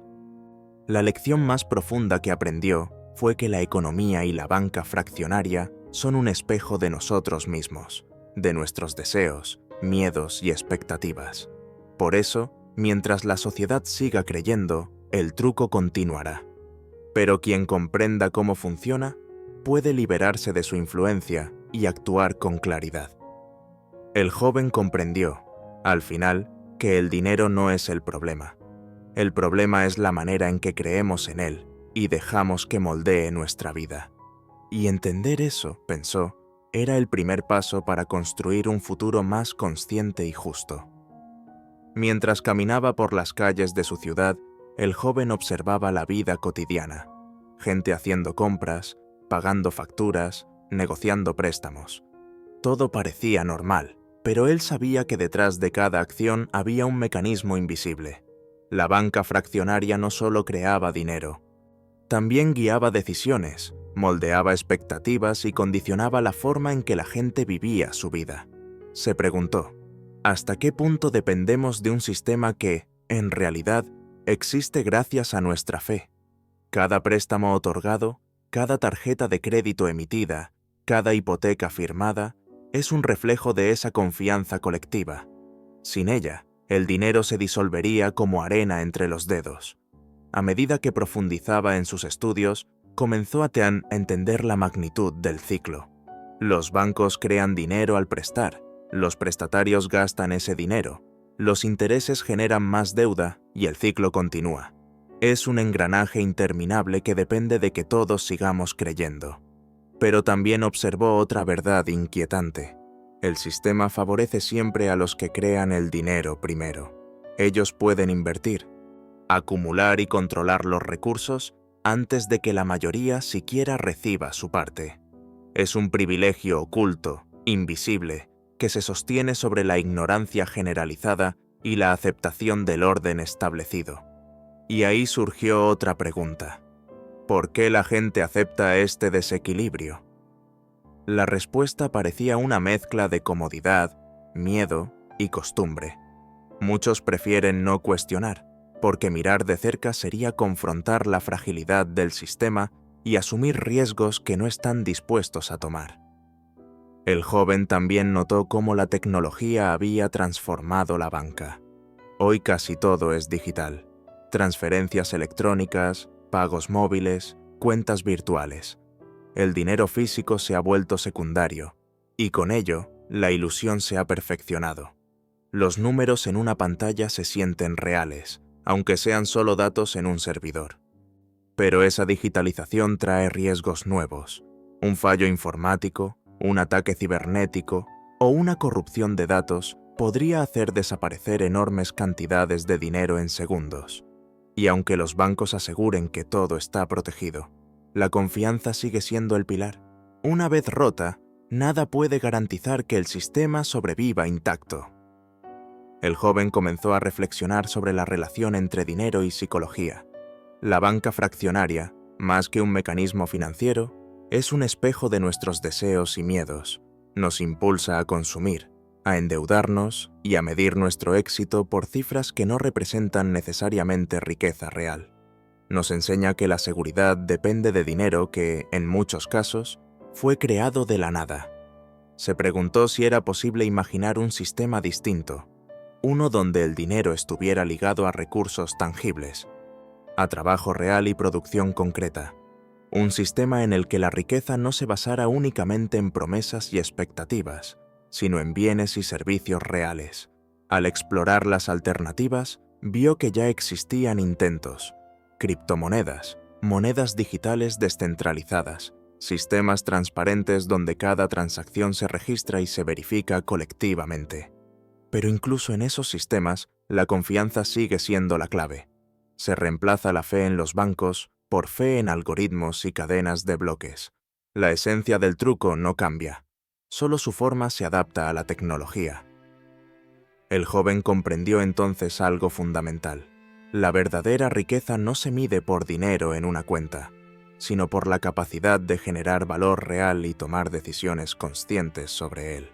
Entender cómo funciona la banca fraccionaria no solo revela la estructura del dinero, sino también cómo podemos interactuar con él sin ser manipulados. Mientras más estudiaba, más entendía que el dinero no es el problema. El problema es la forma en que creemos en él y dejamos que moldee nuestras decisiones. La banca fraccionaria refleja nuestra propia psicología, deseos de seguridad, acumulación y control. Mientras esos deseos existan, el sistema seguirá funcionando, creando dinero de la nada y condicionando vidas. Pero quien comprende cómo funciona puede tomar un rol activo. Puede decidir cómo usar el dinero, cómo protegerse y cómo generar valor real en lugar de depender únicamente de cifras digitales. Ese conocimiento, pensó, es la verdadera libertad financiera. No acumular dinero por sí mismo, sino entender su naturaleza y usarlo con propósito. Al final, el joven comprendió que la fe colectiva en el dinero es a la vez la fuerza y la debilidad del sistema. Mientras la sociedad siga creyendo, la ilusión perdurará. Pero quien comprende cómo se hace el truco, tiene la oportunidad de actuar con claridad y construir un futuro más consciente, más justo y más conectado con la realidad. El joven empezó a hablar con amigos, familiares y colegas sobre lo que había aprendido. Algunos lo miraban con escepticismo, otros con curiosidad. Muchos no entendían cómo era posible que casi todo el dinero que circulaba en el mundo se hubiera creado de la nada. Pero poco a poco comenzaron a hacer preguntas. Se preguntaban, por ejemplo, cómo podía un banco prestar más dinero del que realmente tenía. Él les explicaba la idea de la fracción de reservas, que solo una parte del dinero depositado estaba físicamente disponible y que el resto se prestaba y se multiplicaba como números en los balances contables. Al principio parecía un concepto abstracto, incluso imposible, pero cuando lo desglosaba con ejemplos simples, la gente empezaba a entender. También surgía la pregunta sobre los intereses. ¿Por qué debemos pagar más dinero del que pedimos prestado si ese dinero se creó de la nada? La respuesta era sorprendente. Los intereses no se crean junto con el dinero del préstamo. Por eso, siempre hay más deuda que dinero disponible para pagarla, lo que obliga a que se generen nuevos préstamos constantemente. Era un ciclo interminable, un engranaje que mantenía viva la economía, pero al costo de una deuda acumulativa permanente. Con cada conversación, el joven se daba cuenta de que el conocimiento generaba una sensación extraña. Por un lado, liberación. Por otro, inquietud. Comprender cómo funcionaba el dinero permitía tomar decisiones más conscientes, pero también mostraba la fragilidad del sistema en el que todos dependían. Se preguntó si la gente aceptaría vivir de manera diferente si comprendiera la verdad. Algunos le decían que no cambiarían nada, porque el sistema parecía inevitable. Otros veían una oportunidad de mejorar su relación con el dinero, de entender los riesgos y de usarlo de forma más inteligente. El joven también comenzó a estudiar cómo los gobiernos intervenían cuando el sistema mostraba signos de debilidad. Los rescates financieros, las impresiones masivas de dinero, los ajustes de tipos de interés, todo formaba parte de un plan para mantener la ilusión y proteger la estructura del sistema. Y aunque parecía que se protegía al ciudadano, en realidad se preservaba el engranaje que permite crear dinero de la nada. La pregunta que más lo inquietaba era esta: ¿puede un sistema basado en deuda infinita sostenerse indefinidamente? La respuesta no era sencilla. La historia mostraba que podía sobrevivir décadas o incluso siglos, mientras la confianza se mantuviera. Pero en cualquier momento, una falla de confianza podía desencadenar una crisis global. El joven decidió entonces mirar hacia las alternativas tecnológicas: monedas digitales, sistemas descentralizados, blockchains. Estas nuevas formas prometían transparencia, control colectivo y un registro inmutable de las transacciones. Sin embargo, incluso allí la confianza seguía siendo clave. La diferencia es que se reemplazaba la fe en los bancos por fe en los algoritmos y protocolos. Al reflexionar sobre todo esto, comprendió algo profundo. La banca fraccionaria no solo crea dinero, también crea un marco mental. Nos enseña a depender de la ilusión, a medir nuestro éxito por cifras que en realidad son promesas. Nos condiciona a pensar que seguridad y bienestar dependen de números que podrían desaparecer si la fe se rompe. El joven empezó a notar que quienes entendían el sistema tenían una ventaja significativa. Podían prever riesgos, tomar decisiones más informadas y proteger su patrimonio. Comprendió que el verdadero poder no residía en tener dinero, sino en comprender su origen y su funcionamiento. Se preguntó entonces sobre la relación entre economía y psicología. La banca fraccionaria reflejaba nuestros propios hábitos, nuestra inclinación a creer en promesas, a planificar el futuro basado en expectativas, a buscar seguridad en sistemas que no podemos tocar ni controlar completamente. A medida que hablaba con más personas, comprendió que el conocimiento podía cambiar la percepción colectiva. Si más gente entendía cómo se crea el dinero, cómo funciona la deuda y cómo se multiplican las cifras, podrían tomar decisiones más inteligentes, exigir cambios y reducir su dependencia de la ilusión financiera. Finalmente, el joven concluyó que el dinero no es el problema. El problema es cómo creemos en él y cómo dejamos que influya en nuestras decisiones. La banca fraccionaria es solo un espejo de nuestra fe colectiva. Mientras sigamos creyendo, seguirá funcionando. Pero quien comprenda el truco tiene la oportunidad de actuar con claridad, de protegerse y de construir un futuro más consciente, justo y equilibrado. El joven empezó a analizar casos históricos de crisis financieras y descubrió un patrón repetitivo. Primero, exceso de confianza. Luego, errores o abusos por parte de los bancos. Después, miedo masivo. Y finalmente, intervención gubernamental. Era un ciclo que se repetía una y otra vez, una especie de máquina que se mantenía en funcionamiento gracias a la fe colectiva y la resiliencia de los sistemas financieros. Se preguntó por qué, a pesar de todas las crisis, la banca fraccionaria seguía intacta. La respuesta era clara. Mientras los ciudadanos creyeran, el sistema podía sobrevivir incluso a sus peores fallos. La confianza era más poderosa que cualquier regulación, auditoría o intervención. Y esa fe, consciente o inconsciente, mantenía vivo un engranaje que transformaba promesas en dinero, una y otra vez. Al observar el funcionamiento de los bancos modernos, el joven notó algo inquietante. Quienes crean el dinero primero siempre tienen ventaja. Obtienen recursos antes que nadie. Pueden invertir y acumular poder económico antes de que el dinero llegue al resto de la población. La desigualdad, pensó, no es un accidente, es una consecuencia natural de la banca fraccionaria y de la forma en que circula el dinero. También vio que la tecnología había vuelto el sistema más abstracto y eficiente. Hoy en día, casi todo el dinero existe en forma digital, en servidores y cuentas electrónicas, transferencias instantáneas, pagos móviles, compras en línea. Todo funciona con datos que solo tienen valor porque todos aceptamos que los tengan. El dinero físico se ha vuelto secundario, casi un recuerdo de otra época. Pero la digitalización trae riesgos nuevos. Un fallo técnico, un ciberataque masivo o una corrupción de datos podría hacer desaparecer grandes cantidades de dinero en minutos. Y aunque los bancos digan que todo está asegurado, la confianza sigue siendo el pilar. Una vez rota, nada garantiza que el sistema sobreviva intacto. El joven comenzó a reflexionar sobre el efecto psicológico de la banca fraccionaria. Nos impulsa a consumir, a endeudarnos y a medir nuestro éxito por cifras que no siempre representan riqueza real.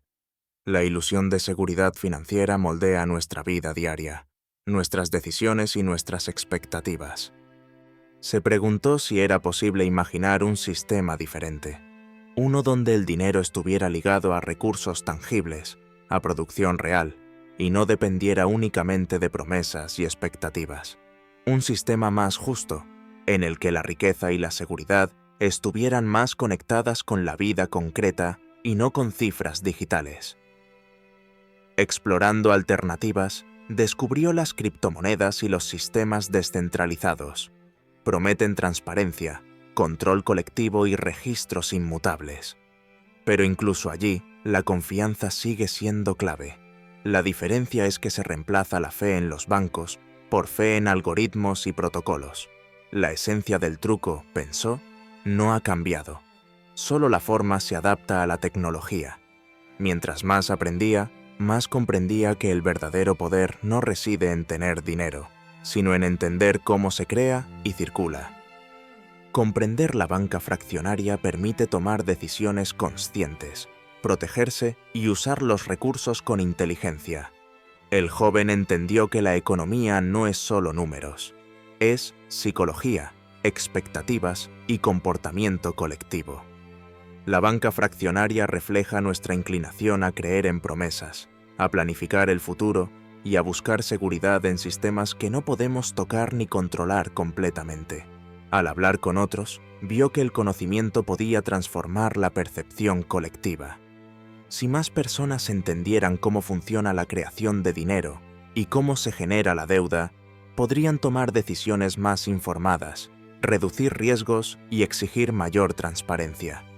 Finalmente, comprendió que el dinero no es el problema.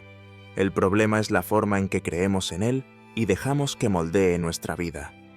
La banca fraccionaria no desaparecerá mientras exista fe colectiva, pero quien entiende el truco puede actuar con claridad, protegerse y construir un futuro más consciente y equilibrado. El joven empezó a notar cómo la banca fraccionaria influía en decisiones cotidianas que antes parecían triviales. Cada vez que alguien solicitaba un préstamo para una casa, un coche o incluso para estudios, estaba participando en un sistema que reproducía dinero de la nada. La ilusión de abundancia se sostenía mientras la mayoría no comprendiera las reglas del juego. Se preguntó entonces por qué la mayoría de las personas no cuestionaban este mecanismo. La respuesta era simple y a la vez compleja: la comodidad y la costumbre. Vivir bajo la ilusión de seguridad financiera era más fácil que enfrentarse a la realidad de que gran parte del dinero que usamos diariamente es intangible y depende de la fe colectiva. Mientras estudiaba más, observó cómo los bancos aprovechaban este desconocimiento. Al crear dinero a través de préstamos y créditos, podían moldear la economía sin que el público se diera cuenta. Cada inversión, cada gasto y cada interés pagado reforzaba la misma estructura que los mantenía en posición de poder. Esto lo llevó a plantearse otra pregunta inquietante. Si el sistema depende de nuestra fe, ¿qué pasaría si de repente esa confianza se rompiera? Podría bastar un rumor, un colapso de mercado o un fallo tecnológico para desatar el caos. Las crisis financieras del pasado, pensó, eran solo recordatorios de que la seguridad era siempre relativa. Se preguntó también cómo la banca fraccionaria podía sostenerse durante siglos. La clave estaba en la intervención gubernamental. Cuando los bancos grandes enfrentan problemas, los gobiernos imprimen dinero, ajustan regulaciones y garantizan la estabilidad del sistema. Aunque parece protección para los ciudadanos, en realidad se protege el engranaje que permite crear dinero de la nada. El joven se interesó en la relación entre la deuda y el crecimiento económico. Comprendió que los intereses generan una presión constante. Siempre hay más deuda que dinero disponible, por lo que es necesario crear nuevos préstamos para que el sistema funcione. Era un ciclo interminable que aseguraba que la economía siguiera girando, pero al costo de endeudamiento permanente. Reflexionando sobre esto, comenzó a considerar alternativas. La tecnología y las criptomonedas ofrecían sistemas descentralizados donde la creación y circulación del dinero podría ser más transparente. Pero incluso allí, la confianza seguía siendo la base. Se reemplazaba la fe en los bancos por fe en algoritmos y protocolos. Pero el principio fundamental del dinero, su dependencia de la creencia colectiva, permanecía intacto. El joven también entendió que la banca fraccionaria no solo mueve dinero, sino que también moldea nuestra forma de pensar. Nos enseña a medir seguridad, éxito y bienestar por cifras que no necesariamente representan valor real. Nos impulsa a consumir, a invertir y a vivir en función de un sistema que depende de nuestra creencia. Mientras más investigaba, más comprendía que el verdadero poder residía en el conocimiento. Quien entiende cómo funciona la creación de dinero puede tomar decisiones más inteligentes, proteger su patrimonio y generar valor real, sin depender únicamente de la ilusión financiera. Se dio cuenta de que el dinero es un espejo de nuestra psicología, nuestros deseos, miedos y expectativas. Mientras sigamos creyendo en su valor, el sistema continuará funcionando. Pero quien comprende cómo se hace el truco puede liberarse de su influencia y actuar con claridad, tomando decisiones que reflejen la realidad y no solo la ilusión. Finalmente, el joven concluyó que el dinero no es el problema. El problema es cómo creemos en él y cómo dejamos que moldee nuestra vida. Comprender la banca fraccionaria no es solo entender la economía, es entender la manera en que nuestras propias creencias sostienen un sistema que crea dinero de la nada, día tras día. El joven comenzó a observar la vida de quienes estaban más cerca del dinero creado de la nada: los banqueros, los grandes inversionistas y las instituciones financieras. Notó que para ellos, la banca fraccionaria no era un truco oculto ni un misterio. Era una herramienta cotidiana, un mecanismo que les permitía anticipar movimientos, planificar ganancias y controlar recursos antes de que llegaran a la mayoría de la población. Se preguntó cómo se sentiría vivir así, con acceso a un conocimiento que otros no tienen. Comprendió que la verdadera ventaja no estaba en la cantidad de dinero que se poseía, sino en la comprensión de cómo se genera y circula. El conocimiento era poder, el dinero solo un reflejo de ese poder. Mientras reflexionaba, recordó historias de crisis pasadas, de hiperinflaciones y quiebras, de bancos que cerraban y ciudadanos que perdían todo. La lección era clara: un sistema que depende de la confianza colectiva puede sobrevivir durante siglos, pero no está exento de colapsos.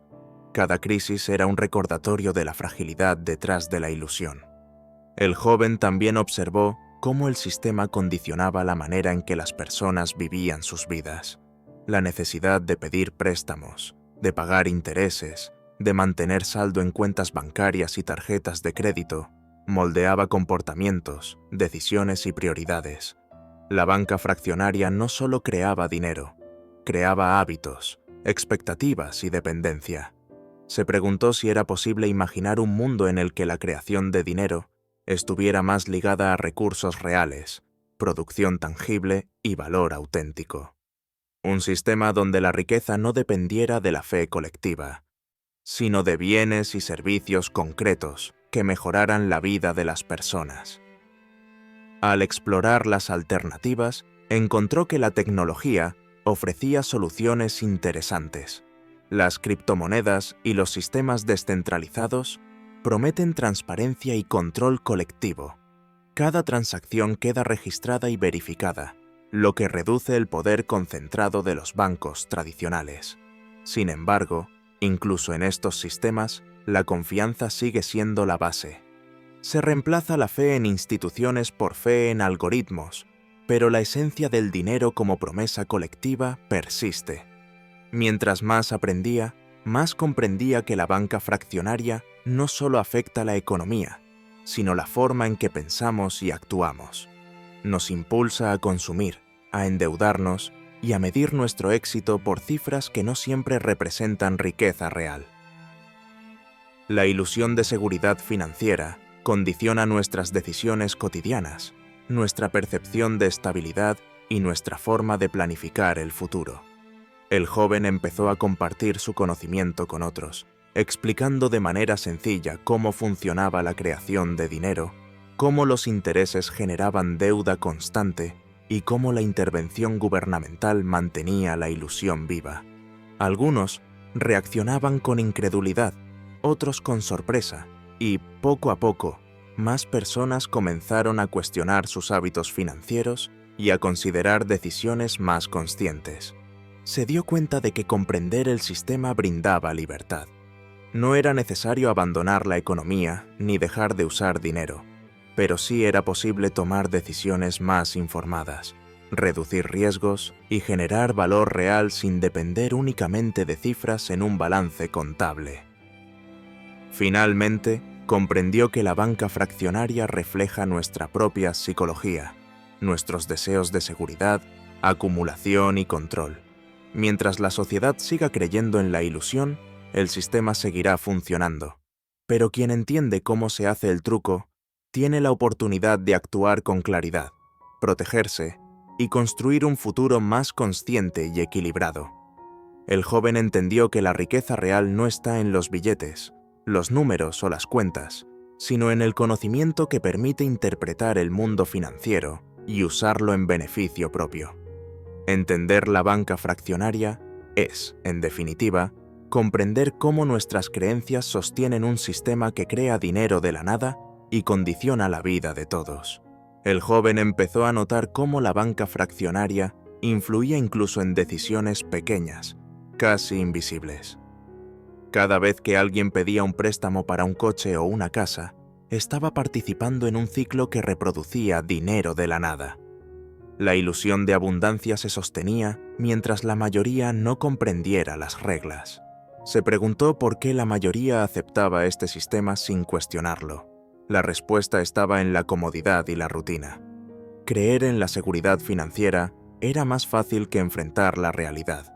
Gran parte del dinero que usamos diariamente no es tangible y depende de nuestra fe colectiva. Mientras estudiaba más, comprendió cómo los bancos utilizaban ese desconocimiento a su favor. Cada préstamo otorgado y cada interés cobrado reforzaba la estructura que les daba poder y control. Era un engranaje sutil, casi invisible pero poderoso. Quienes conocían el mecanismo podían prever movimientos, proteger su riqueza y generar más recursos. Una pregunta inquietante surgió entonces. Si todo depende de nuestra fe, ¿qué sucedería si esa confianza desapareciera de golpe? Podría bastar un rumor, un fallo tecnológico o una crisis de confianza para desencadenar un colapso. Las crisis financieras pasadas eran solo recordatorios de la fragilidad del sistema. El joven comenzó a analizar la relación entre deuda y crecimiento económico. Los intereses generan presión constante. Siempre hay más deuda que dinero disponible, lo que obliga a crear nuevos préstamos para mantener el sistema en marcha. Era un ciclo interminable que aseguraba la continuidad de la economía, pero al precio de un endeudamiento permanente. Reflexionando sobre esto, pensó en alternativas.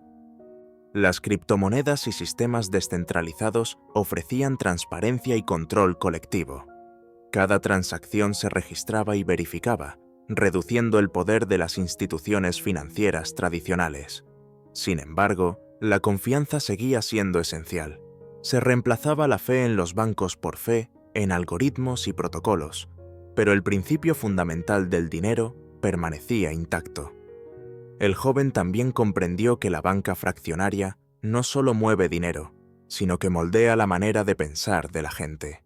Nos impulsa a consumir, a endeudarnos y a medir nuestro éxito por cifras que no siempre representan valor real. La ilusión de seguridad financiera condiciona nuestra vida diaria, decisiones y prioridades. Al compartir su conocimiento con otros, notó cambios graduales. Personas sorprendidas por la mecánica del dinero empezaron a tomar decisiones más conscientes, a cuestionar la deuda y a considerar cómo invertir de manera más inteligente. Comprendieron que el dinero no es un fin en sí mismo, sino una herramienta que puede usarse con propósito.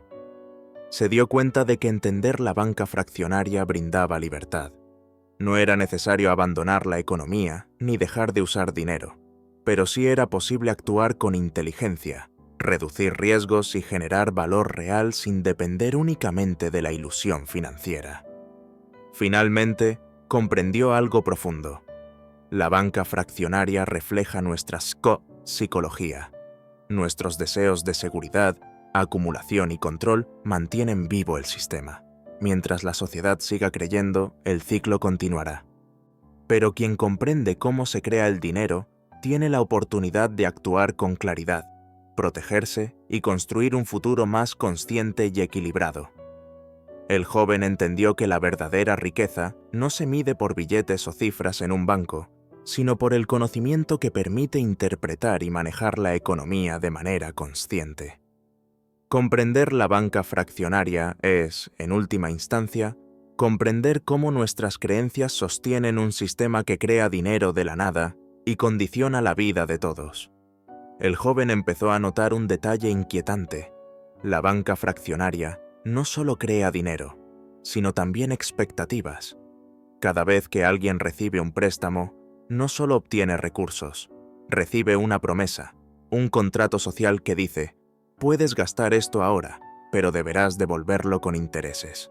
Esa promesa, pensó, es más poderosa que el dinero mismo, porque condiciona comportamientos, decisiones y hábitos. Se preguntó por qué tantas personas aceptaban estas condiciones sin cuestionarlas. La respuesta era sencilla: la ilusión de seguridad. Vivir bajo la idea de que el dinero es real y estable es más fácil que enfrentarse a la complejidad del sistema. La mayoría prefiere ignorar cómo funciona realmente y confiar en que todo seguirá igual. Mientras profundizaba, el joven comprendió que el sistema dependía de ciclos repetitivos: creación de dinero, endeudamiento, gasto, pago de intereses y reinversión. Cada ciclo reforzaba la estructura y mantenía viva la ilusión, pero también generaba vulnerabilidad. Una caída en la confianza podía desencadenar una crisis, como había sucedido varias veces a lo largo de la historia. Se preguntó cómo se sostenía la banca fraccionaria durante siglos. La clave estaba en la intervención gubernamental.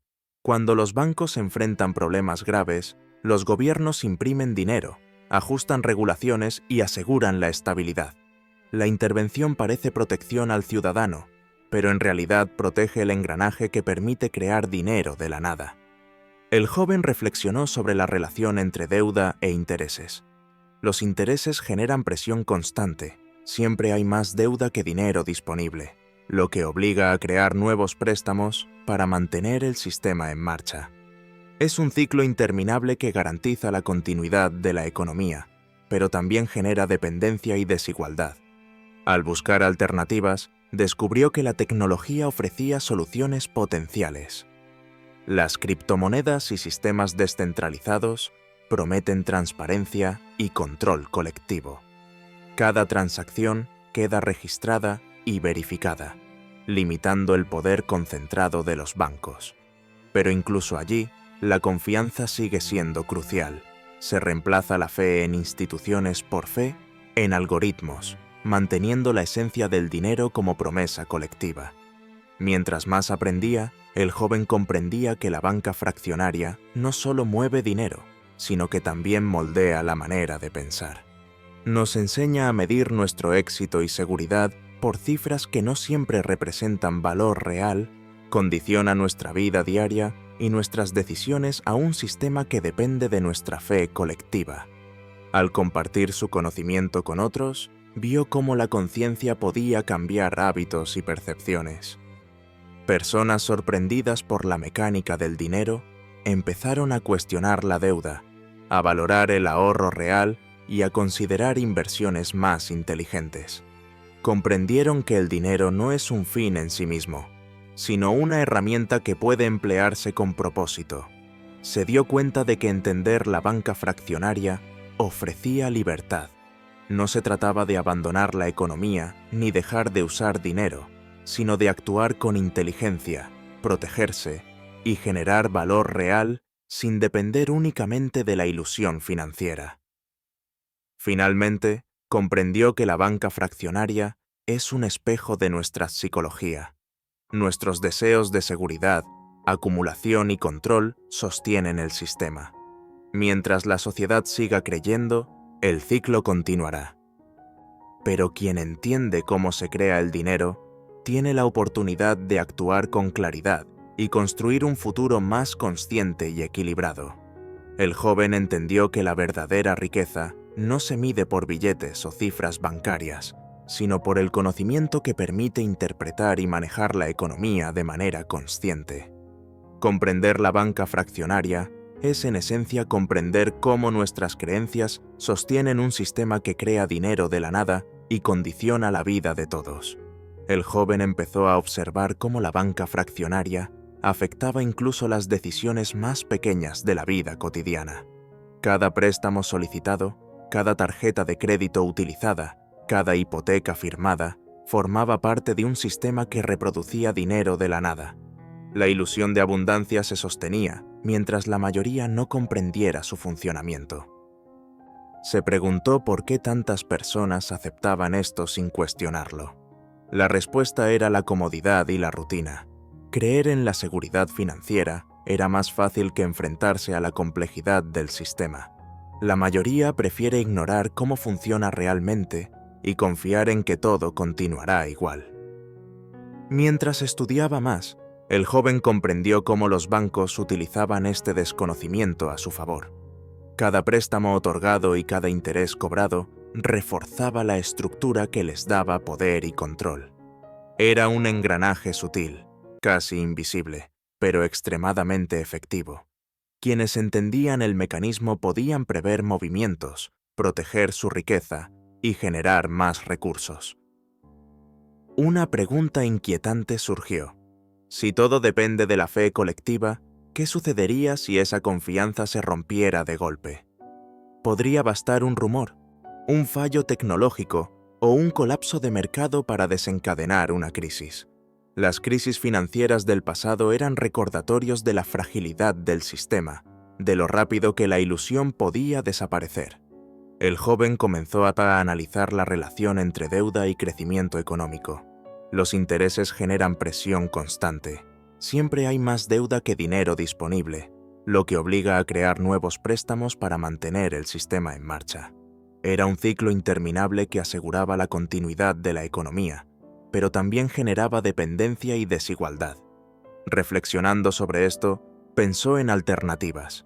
La tecnología y las criptomonedas ofrecían soluciones potenciales, sistemas descentralizados que prometían transparencia, control colectivo y registros verificables. Cada transacción se registraba y confirmaba, reduciendo el poder concentrado de los bancos tradicionales. Sin embargo, la confianza seguía siendo esencial. Se reemplazaba la fe en instituciones por fe en algoritmos, pero la esencia del dinero como promesa colectiva permanecía intacta. El joven comprendió también que la banca fraccionaria no solo mueve dinero, sino que moldea la manera de pensar de las personas. Nos enseña a medir seguridad, éxito y bienestar por cifras que no siempre representan riqueza real. La ilusión de estabilidad financiera condiciona decisiones, comportamientos y prioridades. Al compartir su conocimiento, notó cambios graduales en quienes escuchaban. Personas sorprendidas por la mecánica del dinero empezaron a cuestionar la deuda, a valorar el ahorro real y a planificar decisiones más inteligentes. Comprendieron que el dinero no es un fin en sí mismo, sino una herramienta que puede usarse con propósito.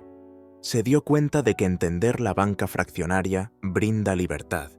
No es necesario abandonar la economía ni dejar de usar dinero, pero sí es posible actuar con inteligencia, protegerse y generar valor real sin depender únicamente de la ilusión financiera. Finalmente, comprendió que la banca fraccionaria es un reflejo de nuestra psicología. Nuestros deseos de seguridad, acumulación y control sostienen el sistema. Mientras la sociedad siga creyendo, el ciclo continuará. Pero quien entiende cómo se crea el dinero, tiene la oportunidad de actuar con claridad y construir un futuro más consciente y equilibrado. El joven entendió que la verdadera riqueza no se mide por billetes o cifras en cuentas bancarias, sino por el conocimiento que permite interpretar y manejar la economía de manera consciente. Comprender la banca fraccionaria es, en esencia, Comprender cómo nuestras creencias sostienen un sistema que crea dinero de la nada y condiciona la vida de todos. El joven comenzó a fijarse en cómo la banca fraccionaria no solo influía en grandes decisiones financieras, sino también en hábitos cotidianos. Cada vez que alguien solicitaba un préstamo, usaba una tarjeta de crédito o incluso pagaba con dinero que parecía tangible, estaba participando en un sistema que reproducía dinero de la nada. La ilusión de abundancia se sostenía mientras la mayoría no comprendiera su funcionamiento. Se preguntó por qué tantas personas aceptaban esto sin cuestionarlo. La respuesta estaba en la comodidad y la rutina. Creer en la seguridad financiera era más fácil que enfrentarse a la complejidad del sistema. La mayoría prefería ignorar cómo funcionaba realmente y confiar en que todo continuaría igual. Mientras profundizaba, comprendió cómo los bancos utilizaban este desconocimiento a su favor. Cada préstamo otorgado y cada interés cobrado reforzaba la estructura que les daba poder y control. Era un engranaje sutil, casi invisible, pero extremadamente efectivo. Quienes conocían el mecanismo podían prever movimientos, proteger su riqueza y generar más recursos. Una pregunta inquietante surgió. Si todo depende de la fe colectiva, ¿qué sucedería si esa confianza se rompiera de golpe? Bastaría un rumor, un fallo tecnológico o un colapso de mercado para desencadenar una crisis. Las crisis financieras del pasado eran recordatorios de la fragilidad del sistema, de lo rápido que la ilusión podía desaparecer. El joven comenzó a analizar la relación entre deuda y crecimiento económico. Los intereses generan presión constante. Siempre hay más deuda que dinero disponible, lo que obliga a crear nuevos préstamos para mantener el sistema en marcha. Era un ciclo interminable que aseguraba la continuidad de la economía, pero también generaba dependencia y desigualdad. Pensó en alternativas posibles. La tecnología y las criptomonedas ofrecían soluciones potenciales, sistemas descentralizados que prometen transparencia, control colectivo y registros verificables. Cada transacción se registra y verifica, limitando el poder concentrado de los bancos. Sin embargo, la confianza sigue siendo esencial. Se reemplaza la fe en instituciones por fe en algoritmos, pero la esencia del dinero como promesa colectiva permanece. El joven comprendió también que la banca fraccionaria no solo mueve dinero, sino que moldea la manera de pensar de las personas. Nos enseña a medir seguridad, éxito y bienestar por cifras que no siempre representan riqueza real. La ilusión de estabilidad financiera condiciona decisiones, comportamientos y prioridades. Al compartir su conocimiento, notó cambios graduales en quienes escuchaban. Personas sorprendidas por la mecánica del dinero empezaron a cuestionar la deuda, valorar el ahorro real y planificar decisiones más inteligentes. Comprendieron que el dinero no es un fin en sí mismo, sino una herramienta que puede emplearse con propósito. Se dio cuenta de que entender la banca fraccionaria brinda libertad.